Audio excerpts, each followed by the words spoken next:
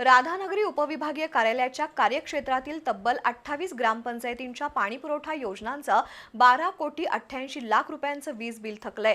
त्यामुळे महावितरणकडून संबंधित पाणीपुरवठ्याचं वीज कनेक्शन मंगळवारपासून बंद करण्यात आलंय, अशी माहिती महावितरणचे शाखा अभियंता व्ही.एस. चौगुले यांनी दिली आहे।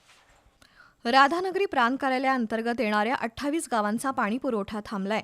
या गावांना पाणीपुरवठ्यासाठी केला जाणारा वीज पुरवठा महावितरणनं खंडित केल्यामुळे अनेक गावांमधील नळ पाणीपुरवठा पूर्णपणे ठप्प झाला असून नागरिकांना पिण्याच्या पाण्यासाठी नदी, विहिरी आणि खासगी बोरवेल्सवर अवलंबून राहावं लागतंय।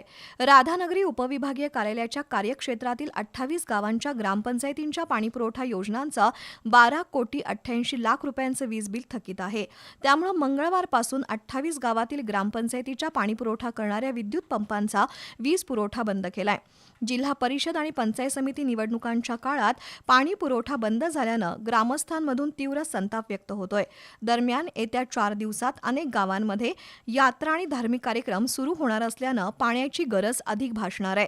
मात्र ग्रामपंचायतींनी थकीत वीज बिलाची रक्कम भरल्याशिवाय वीज पुरवठा सुरू केला जाणार नाही, असं महावितरणनं स्पष्ट केलंय।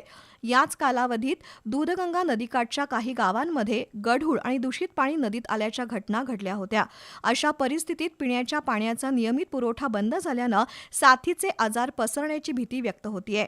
लहान मुलं, वृद्ध, आजारी व्यक्तींसाठी ही परिस्थिती अधिक धोकादायक ठरण्याची शक्यता आहे। घरफाळा पाणीपट्टी शासनाकडून भरली जाणार आहे अशी अफवा काही गावांमध्ये पसरल्यानं अनेक नागरिकांनी ग्रामपंचायतीला कर भरणं टाळलंय। परिणामी ग्रामपंचायतींकडे पुरेसा निधी जमा झाला नाही, त्यातून पाणीपुरवठा योजनांचं वीज बिल थकलंय आणि अखेर महावितरणनं कनेक्शन तोडण्याची कारवाई केली आहे। दरम्यान नागरिकांनी थकीत पाणीपट्टी आणि घरफाळा वेळेत भरून ग्रामपंचायतीला सहकार्य करावं असं आवाहन प्रशासनाकडून करण्यात आलंय। ग्रामपंचायतींनीही तातडीनं थकबाकी भरण्याची प्रक्रिया सुरू केल्यास पिण्याच्या पाण्याचा नियमित पुरवठा होऊ शकतो, असं अधिकाऱ्यांनी स्पष्ट केलंय।